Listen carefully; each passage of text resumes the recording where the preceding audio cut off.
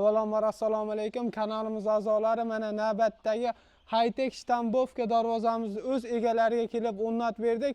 Buni qisqacha ma'lumot beradigan bo'lsak, xo'p, ilk qavatli shumkali darvozamiz bo'lgan, orqa oldi bir xil bo'lgan. Shunga ham ahamiyat berasizlar.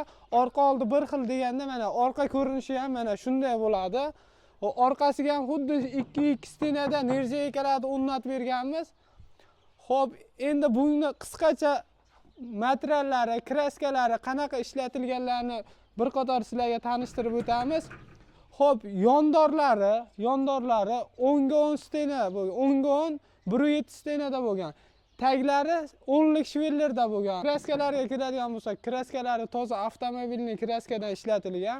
Xo'p, nержавейкалariga ham alohida ahamiyat berasizlar.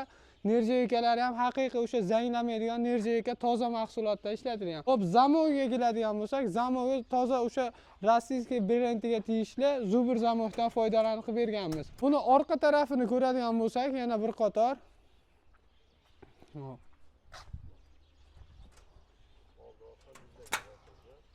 Oldi orqa vibraga bosilgan darvozamiz. Xo'p, pachimlikli oshiq-moshiqlardan qo'yib berganmiz. Pachimlikli ko'rishlaring mumkin. Mana har tarafi 6 santimetrlar, bu yog'i ham 4 tarafi. Mana videoda tugatib oldik. Kimga shunaqa darvoza, skromniy darvoza kerak bo'lsa, pastdagi telefon raqamlariga aloqaga chiqaverasizlar. O'zbekiston bo'ylab dastlabki ustanovka mutlaqo bepul qilib o'rnatib beramiz.